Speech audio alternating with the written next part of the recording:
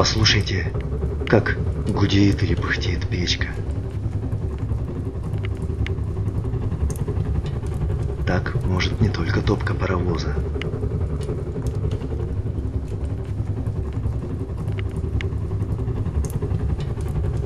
В этой печке сильная тяга.